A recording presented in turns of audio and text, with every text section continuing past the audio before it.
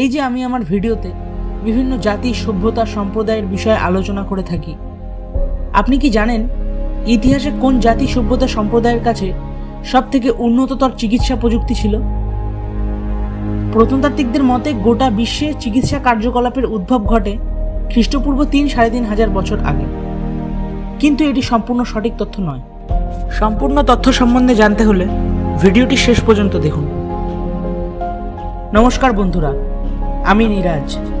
সত্য জ্ঞান চ্যানেলে আপনাদের সবাইকে স্বাগতম।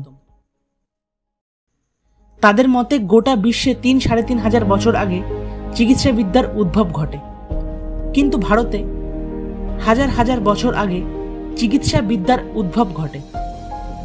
বৈদিক স্কলারদের মতে মহাজাগতিক সত্তাদের হাত ধরে ভারতে চিকিৎসা বিদ্যার প্রসার ঘটে। যাই হোক, এটা তো অনেকের কাছেই কাল্পনিক মনে হতে পারে, কিন্তু এই ভারতবর্ষে সেই সময়ে বিনা কোনো প্রযুক্তি ছাড়া ঋষি মুনিগণ কিভাবে ব্যক্তিকে একটু আধটু পর্যবেক্ষণ করে তার রোগের সঠিক কারণটি বলে দিতে পারতেন এবং সেই মানুষটিকে সেই সব রোগ থেকে চিরতরে সারিয়ে সুস্থ করে তুলতেন। সনাতন সংস্কৃতিতে চিকিৎসা বিদ্যার উপরে একটা পুরো খণ্ড লিখিত হয়েছে। অথর্ববেদে আয়ুর্বেদের একটি সম্পূর্ণ অধ্যায় রয়েছে। আপনি কি জানেন পৃথিবীর প্রথম হিউম্যান বডি সার্জারি কোথায় হয়? শুনলে অবাক হবেন, এটা সর্বপ্রথম ভারতেই হয়েছিল। বর্তমানের তুলনায় সেই সময় চিকিৎসা পদ্ধতি সম্পূর্ণ আলাদা ছিল। সেই চিকিৎসা পদ্ধতিতে মানুষের শরীরে কোনো সাইড এফেক্ট হতো না, যা একদম প্রাকৃতিক হতো। এটি মানুষের শরীরে ক্রিয়া করতে একটু সময় নিত, কিন্তু এর থেকে অন্য কোনো রোগের সৃষ্টি হতো না। বর্তমান চিকিৎসার পদ্ধতি জনসাধারণের কাছে অত্যাধিক চাহিদাপূর্ণ। অ্যালোপ্যাথিক মেডিসিনে অ্যান্টিবায়োটিকের মাধ্যমে শরীরে ছোট বড় বিভিন্ন রোগের চিকিৎসা হয়। মেডিসিনে এমন কিছু কেমিক্যাল ব্যবহৃত হয় যা মানুষের বিভিন্ন অঙ্গকে ক্ষতিগ্রস্ত করে, কিন্তু সঠিক চিকিৎসকের মাধ্যমে যদি এটিকে লিমিটেড নেওয়া হয় তাহলে এটি অত ক্ষতিকারক হয় না। আয়ুর্বেদিক চিকিৎসার একদম সঠিক উপকরণ বর্তমানে নেই। জটিল রোগের চিকিৎসার জন্য বর্তমান চিকিৎসা পদ্ধতি একমাত্র উপায়। এবার বলি গুরুত্বপূর্ণ কিছু কথা। প্রথমে আমি বলেছিলাম পৃথিবীর প্রথম সার্জারি হয়েছিল ভারতবর্ষে খ্রিস্টপূর্ব ৬০০ অব্দে, যার কর্মকর্তা ছিলেন মহারিষি সুশ্রুত। উত্তর ভারতে বেনারসিতে মহারিষি সুশ্রুত বাস করতেন।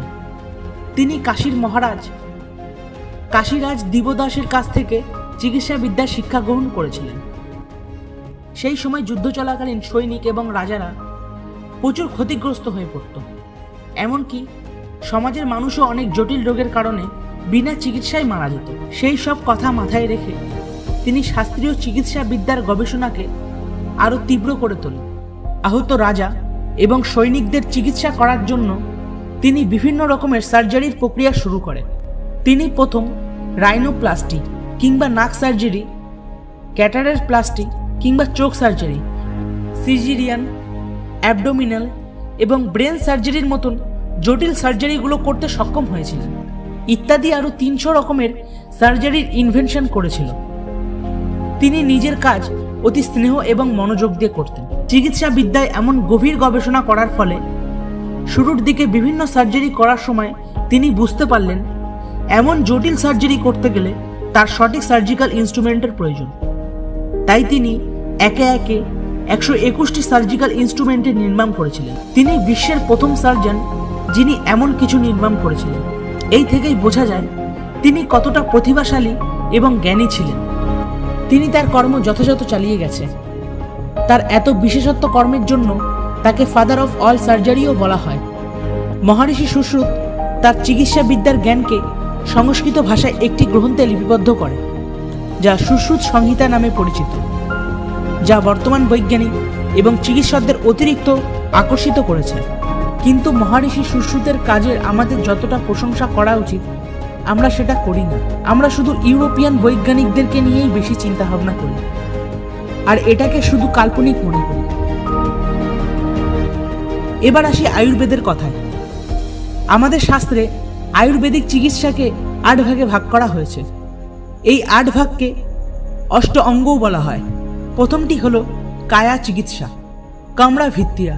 শালীয়তন্ত্র, ভূতবিদ্যা, অঘোরতন্ত্র, রসতন্ত্র, বাচীকারণতন্ত্র। এই 8টি অংশে মানুষের শারীরিক মানসিক বিভিন্ন রকমের চিকিৎসার সম্বন্ধে বলা হয়েছে। বলে রাখি, শুধু প্রাচীন ভারতবর্ষ নয়, প্রাচীন মায়ান, মিশর, গ্রিক, রোম, চীন, জাপান, কোরিয়া, থাইল্যান্ড, শ্রীলঙ্কা ইত্যাদি অনেক দেশ প্রাচীন চিকিৎসা বিদ্যার জন্য বিশ্ববিখ্যাত হয়েছিল। বিশেষ করে মিশরের কথা আমি বলতে চাই। আপনি তো মিশরীয় মমির ব্যাপারে জানেন, যা আজ থেকে হাজার হাজার বছর আগে আয়ুর্বেদিক ঔষধ মিশ্রিত কাপড়ে মুড়ে সেই মৃতদেহগুলিকে সংরক্ষণ করা হয়েছিল, যা এখনো পর্যন্ত সম্পূর্ণ পচে গলে নষ্ট হয়ে যায়নি। আশ্চর্য, তাই না? বর্তমান চিকিৎসার মাধ্যমে মানুষের ছোট থেকে বড় যে কোনো রোগের বিষয়ে বলে দিতে পারেন ডাক্তার এবং বৈজ্ঞানিকরা। মস্তিষ্ক জাতীয় যে কোনো রোগের বিষয়ে তাদের একটু সময় লাগলেও কিন্তু তারও একটা তারা উপায় বার করে নেয়। আয়ুর্বেদ হোক বা অ্যালোপ্যাথি, এই দুটি যদি মানুষ সঠিক নিয়মে এবং নির্দিষ্ট নিয়মে ব্যবহার করে তাহলে কোনোটি মানুষের জন্য ক্ষতিকারক নয়। মধ্যযুগে সামাজিক ব্যবস্থায় দুর্নীতি প্রবেশ করে এবং আক্রমণকারী উগ্রবাদী বহিরাগতরা আক্রমণ করে না জেনে শুনে মূর্খের মতন সেই সব জ্ঞানবহুল তথ্য ধ্বংস করে দেয়।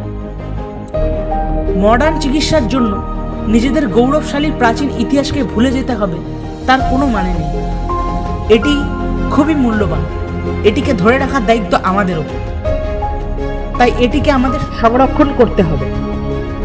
আপনার মতামত কমেন্টে এসে নিশ্চয়ই জানাবেন। ভিডিওটি কোনো রকম ইনফরমেটিভ মনে হলে ভিডিওটিকে অবশ্যই সবার সাথে শেয়ার করবেন। আর এমন গুরুত্বপূর্ণ তথ্যযুক্ত ভিডিও দেখার জন্য চ্যানেলটিকে অবশ্যই করে সাবস্ক্রাইব করুন। ধন্যবাদ।